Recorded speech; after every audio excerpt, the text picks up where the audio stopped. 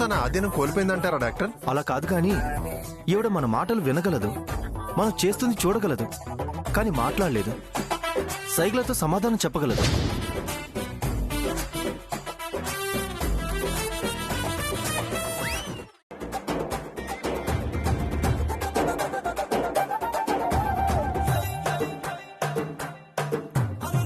Doctor, ఇలా ఎంతకాలం? ఇంతకాలమని ఇప్పుడప్పుడే చెప్పలేం మేడం. కొంతకాలం ఈమెకి ట్రీట్మెంట్ అవసరం. తర్వాత ఆవిడ అదృష్టం.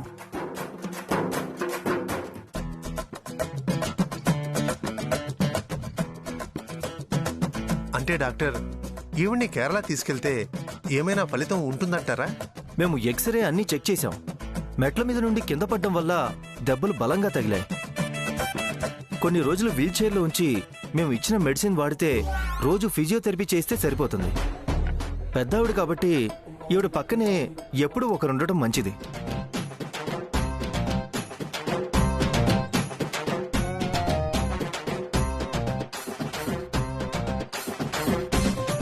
అదేనండి మాకు భయంగా ఉంది. వయసులో పెద్దావిడ కదా, త్వరగా కోలుకుని తిరిగి మామూలు మనిషి అవ్వగలదంటారా? ముందు ఇలాంటి విషయాలు ఆవిడ ముందు మాట్లాడి అనవసరంగా ఆవిడ్ని కంగారు పెట్టకండి. పేషెంట్కి మెడిసిన్ కన్నా ఒక మనిషి పక్క నుండి చెప్పే మనోధైర్యమే త్వరగా కోలుకునేలా చేస్తుంది.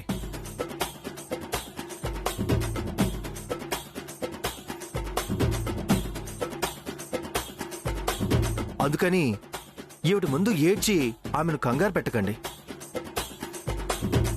మనం వీలైనంత త్వరగా ఈవిడకు ట్రీట్మెంట్ స్టార్ట్ చేసి మెడిసిన్ కోర్స్ వాడదాం. మెడిసిన్ ఆమె మీద పనిచేస్తుందో లేదో చూసి నెక్స్ట్ స్టెప్ ఏంటన్నది ఆలోచిద్దాం. పాపం అమ్మమ్మ కాలు చెయ్యి పడిపోయి వీల్ చైర్లో ఉండాల్సిందేనా? తప్పదండి. కొన్నాళ్ళు ఈవిడ వీల్ చైర్లో ఉండక తప్పదు.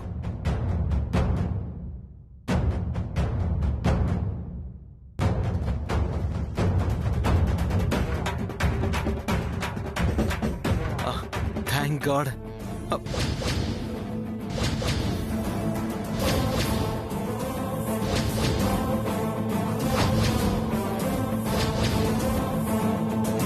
అమ్మమ్మకి దెబ్బలు తగిలి వీల్ చైర్ లో పడితే బాధపడాల్సింది పోయి థ్యాంక్ గాడ్ అంటావేంటి? అంటే అది వీల్ చైర్లో ఉంటే ఎప్పటికైనా కోలుకుంటుంది కదా. పైగా అంత ఎత్తు నుంచి కింద పడి ప్రమాదం నుంచి తప్పించుకుని బతికి బట్టకట్టింది కదా అని అందుకే థ్యాంక్ గాడ్ అంటున్నాను.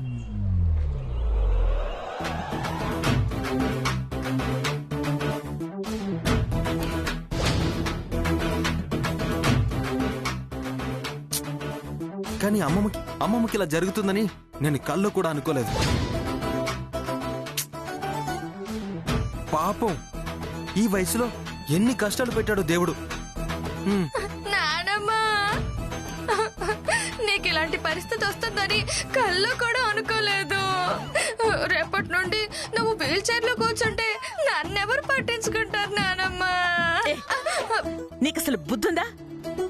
వీల్ చైర్ లో పడ్డ ఆవిడ్ని ఎలా చూసుకోవాలా అన్న విషయం అనేసి నన్నెవరు చూసుకుంటారని ఏడుస్తావేంటి?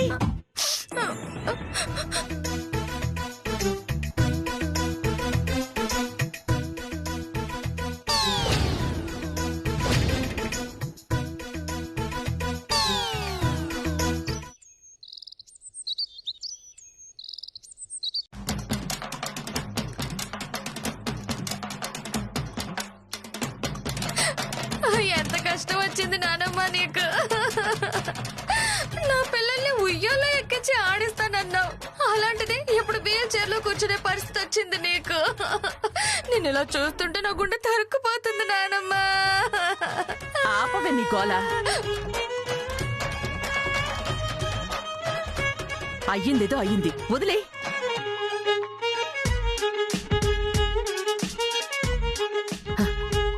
నువ్వు కాస్త పిన్ని దగ్గరే ఉండి ఏం కావాలో చూసుకో.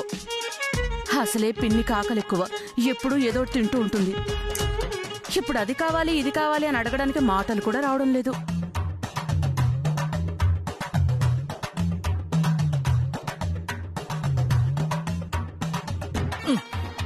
తులసికి పిల్లలు పుట్టరనే విషయం తెలియగానే ఎగిరి గంతులేశాను. ఆనందంతో పొంగిపోయాను. ఈ విషయం దుర్గ చెవిన వేస్తే తులసినింట్లో నుంచి గెంటేస్తుంది. అదును చూసుకుని ఆ రాహుల్ గడి పీడ వదిలించుకుని లక్ష్మికి ఆదిత్యకి ముడి పెడదామని ఆశపడ్డాను. సంతోషంతో కాలు జారి ఇలా వీల్ చైర్లో కూర్చోవలసి వచ్చింది. పడితే పడ్డాను, కనీసం నోటితో చెప్దామన్నా నోరు పడిపోయి కాలు చెయ్యి పైకి లేవకపోవడం ఏంటో. అంతా నా కర్మ, వెంకటలక్ష్మి దరిద్రం. ఎలా అయినా ఈ విషయం దుర్గకి వెంకటలక్ష్మికి చెప్పాలి. హ్మ్. హ్మ్. హ్మ్.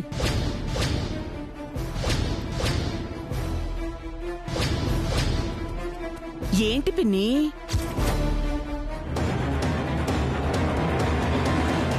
ఏంటి నానమ్మా, శ్రీమంతం డెకరేషన్ చాలా బాగా చేశారని చెప్తున్నావా?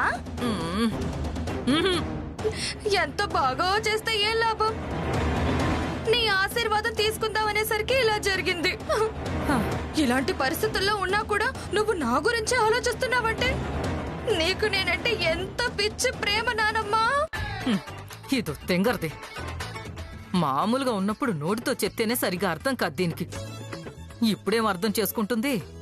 అయ్యో, నా బాధ ఎవరు అర్థం చేసుకుంటారు? ఉండు, దుర్గకి చెప్పడానికి ట్రై చేద్దాం. ఇదెంతో కొంత తెలియగలదే. ఏంటి పిన్ని, అర్థం కావడం లేదు.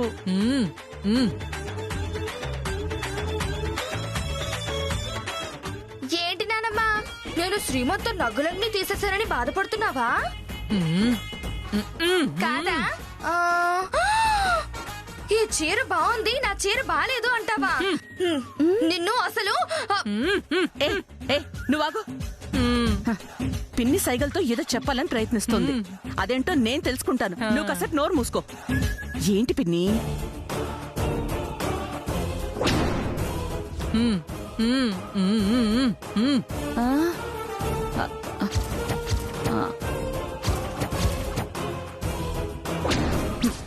ఏంటి? శ్రీమంతం బాగా చేసింది తులసి, అందుకని దాన్ని పొగడమంటావా?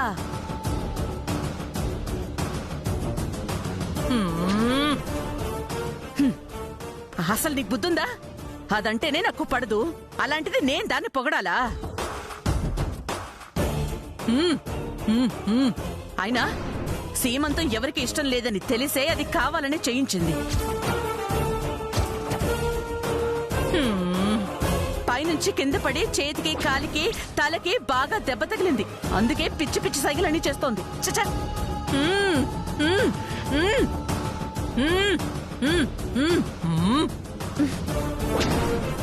ఏంటి మంగళం, ఇందాకటి నుంచి నన్ను చూసి ఏదో సైగలు చేస్తున్నావు. నాతో ఏదైనా చెప్పాలనుకుంటున్నావా? తులసి, అమ్మమ్మ చెప్పేది ఎవరికి అర్థం కావట్లేదని కోపంలో ఉంది. మళ్ళీ నువ్వు విసిగించకు. అమ్మ ఏం చెప్పాలనుకుందో నేను అడిగి తెలుసుకుంటాను. నువ్వెళ్ళు. అది కాదు, నేను మాట్లాడతానులే. నువ్వెళ్ళు. నువ్వు కూడా వెళ్ళు. నేను కనుక్కుంటానులే. నువ్వెళ్ళు. నేను మాట్లాడతానులే. నువ్వెళ్ళు.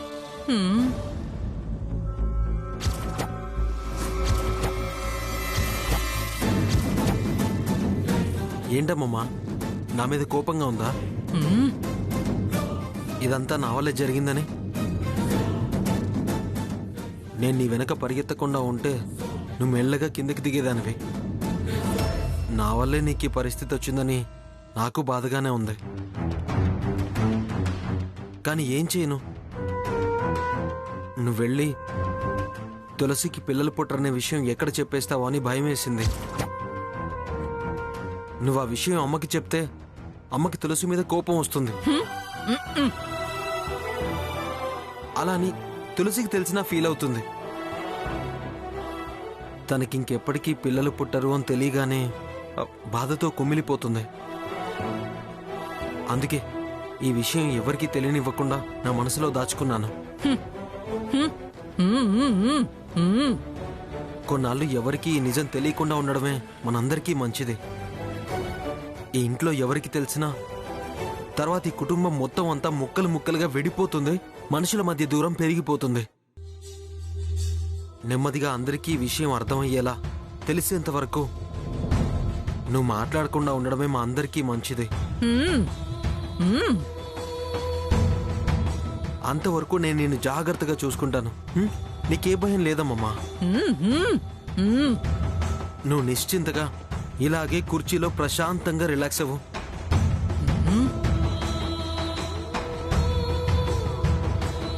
నువ్వు నన్ను జాగ్రత్తగా చూసుకోవటం కాదు, నాకు మాట రానివ్వు, అప్పుడు చెప్తాను. నీ పని ఆ తులసి పని. దుర్గతో మెడ పట్టుకుని తులసిని గెంటిచ్చి నీకు వెంకటలక్ష్మితో ముడి పెడతాను.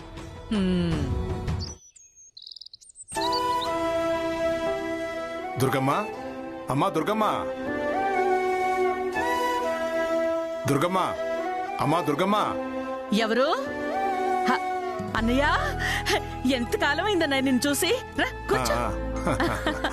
తులసి, అత్తయ్య, వెళ్ళి చల్లగా కూల్ డ్రింక్ తీసుకురా. హ, ఎలా ఉన్నావు అన్నయ్య? నేను బానే ఉన్నానమ్మా. నువ్వెలా ఉన్నావు? బాగున్నాను. ఎలా ఉన్నావు మావయ్య? ఉత్తితి మావయ్యని కాదురా, ప్రెసిడెంట్ మావయ్యనే. ఊళ్ళో మనమే ప్రెసిడెంట్. ఏ బావగారు ఎలా ఉన్నారు? నేను బానే ఉన్నాను. కూర్చోండి కూర్చోండి. రే, కూర్చో. డిపార్ట్మెంట్ మనుషులు కదా, మీరు బానే ఉంటారు.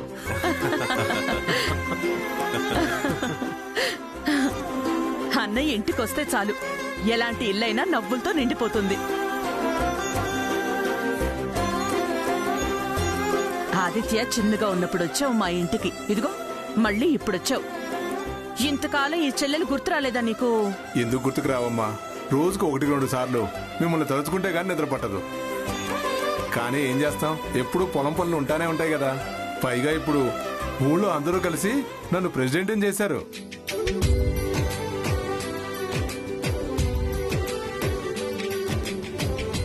ఊళ్ళో వాళ్ళ అన్ని సమస్యలు నేనే చూసుకోవాలి కదా.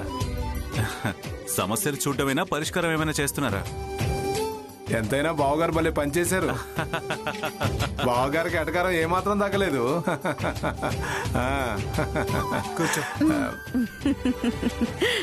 అమ్మా దుర్గమ్మ, ఇంతకాలానికి మిమ్మల్ని కలిసినందుకు నాకు చాలా సంతోషంగా ఉందమ్మా. పుట్టిన చోటుని ఉన్న ఊరిని మర్చిపోతే ఎలా అమ్మా? కనీసం అప్పుడప్పుడు వచ్చిపోవాలి కదా. ఆదిత్యకు పెళ్ళైన సంగతి తెలిసి చాలా సంతోషించాను. వద్దామని ఎంత ప్రయత్నించినా కుదరలేదు. ఏ రాలుడు, మా అమ్మాయిని పరిచయం చేయవా? నీ గురించి చాలాసార్లు చెప్పాను మావయ్య. చెప్పినప్పుడల్లా నువ్వు చెప్పడం వినా మా బాబాయ్ని తీసుకురావా అని అడుగుతుంది. మా అమ్మాయి కోసమే వచ్చాను రా. ఏమ్మా, బాగున్నావా? బాగున్నాను బాబాయ్ గారు. అమ్మ దుర్గమ్మ, ఈ సంక్రాంతికి మీరు కుటుంబ సమేతంగా మా ఊరు వస్తే బాగుంటుంది.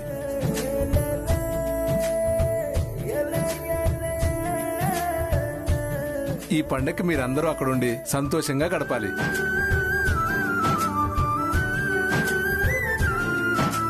అందులోనూ పల్లె వాతావరణంలో ఉంటే మనసు ప్రశాంతంగా ఉంటుంది. అందుకే రేపు మా ఊరికి మీరందరూ బయలుదేరండి. తప్పకుండా వస్తామన్నయ్యా. మన ఊరు చూసి చాలా రోజులయ్యింది. సరేనమ్మా, ఇక నేను బయలుదేరతాను. అదేంటన్నయ్యా, రాక రాక మా ఇంటికి వచ్చి భోజనం చేయకుండానే వెళ్తావా? లేదమ్మా, ఆలస్యం అయితే బస్సు మిస్ అవుతుంది. అవతల ఊళ్ళో కూడా చాలా పనులున్నాయి. లేదు లేదు, నువ్వు భోజనం చేసి తీరాల్సిందే. తులసి, వెళ్ళు, భోజనం ఏర్పాట్లు చూడు. సరే అత్తయ్య, అలాగే చేస్తాను.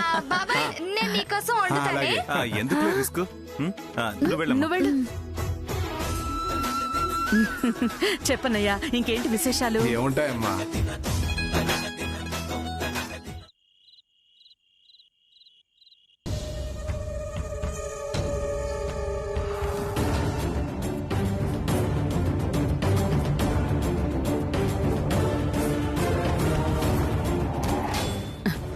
వెంకటలక్ష్మి, పిన్నివి నీవి బట్టలు సర్దేశావా?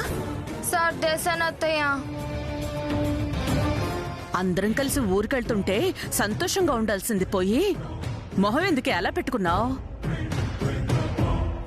ఏ, నీకు ఊరు రావడం ఇష్టం లేదా?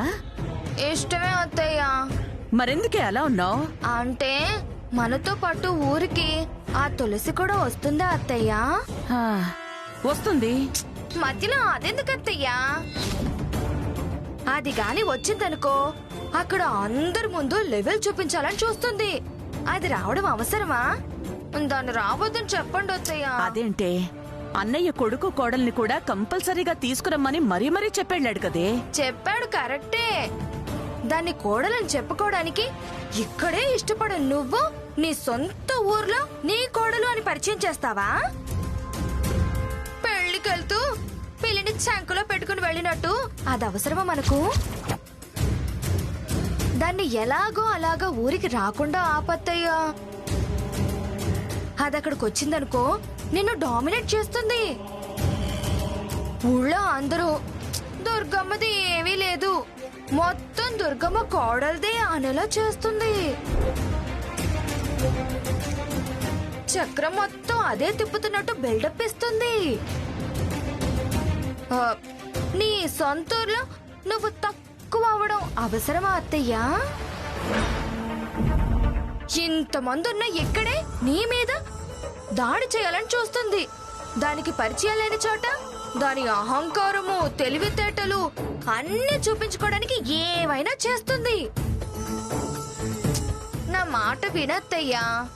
దాన్ని కూడా తీసుకెళ్ళామంటే ఇంకా మనం అక్కడికి పోయిన సంతోషం ఏమీ ఉండదు, పండగ చేసుకునే సరదా కూడా ఉండదు. అక్కడ అందరి ముందు అతని పరువు తీస్తుందత్తయ్యా. ఇంతకాలం నీకు ఊర్లో ఉన్న మంచితనం గౌరవం అంతా మంటల్లో కలిపేస్తుందత్తయ్యా. అదే గొప్ప అని అనిపించుకునే ఆలోచనలో ఉంటుంది. అవునే, నువ్వు చెప్పింది కూడా నిజమే అనుకో. అందుకే ఏదో ఒకటి చెప్పి దాన్ని ఊరికి రాకుండా చేయండి అత్తయ్యా.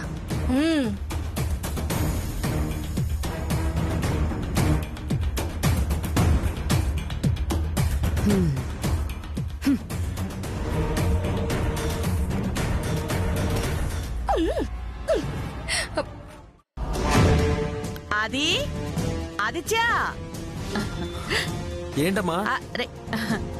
ఎరా అందరూ ఊరెళ్ళడానికి రెడీ అయ్యారా? అందరం రెడీ అమ్మా. చూడండి, రేపు ఊరికి మనందరం వెళ్తున్నాం, తులసి తప్ప.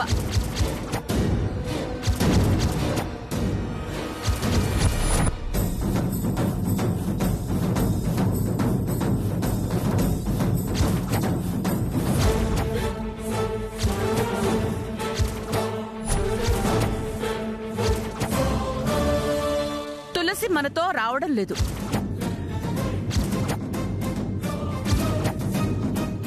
అదేంటి దుర్గా అలా అంటావు? కోడల్ని ఊరికి పరిచయం చేయవా? ఇప్పుడు ఇవన్నీ పరిచయం చేయకపోతే ఊరేమి చిన్నబోదు. ఊరికి పరిచయం చేయాల్సినంత గొప్ప మనిషి కూడా కాదు.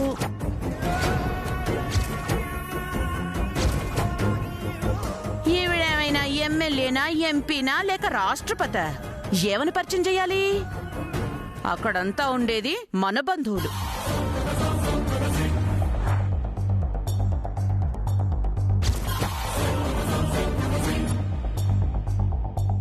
అదేంటమ్మా మన బంధువులు అంటావు? తులసి మాత్రం మన మనిషి కదా? తన్ని కోడలు కదా, నాకు భార్య కదా?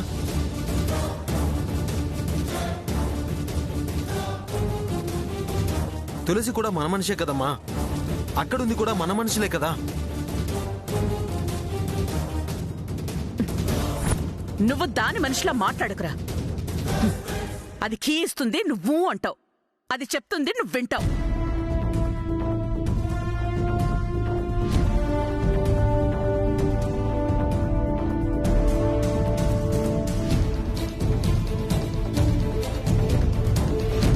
అది తలోపమంటే నువ్వు ఇలా ఇలా బొమ్మలో ఊపుతావు.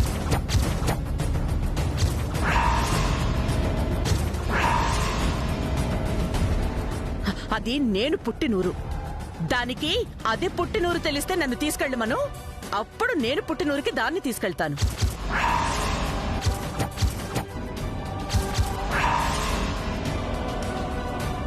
ఏం మాట్లాడుతున్నావు దుర్గా? ఎన్నిసార్లు చెప్పినా మళ్ళీ మొదటికొస్తావేంటి? అబ్బా, అదంతా నాకు తెలీదండి. నేను చెప్తున్నాను, అది రావడానికి వీల్లేదు. అదొస్తే నేను రాను, అలాగే మీరు వెళ్ళడానికి వీల్లేదు.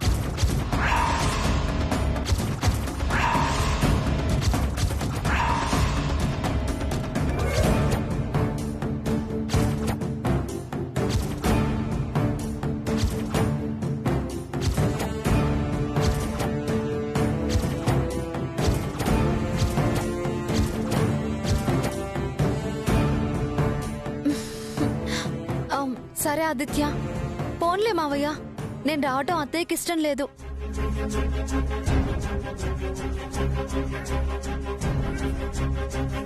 ఎందుకంటే తన ఊరు తన వాళ్ళు అనుకుంటుంది. నన్ను ఇప్పటికీ పరాయి దానిలాగే చూస్తుంది.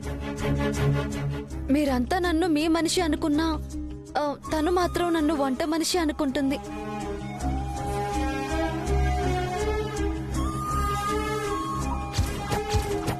ప్రేమ లేని చోటికి నేను వచ్చినా నాకు అవమానాలే కానీ విలువలు దక్కవు.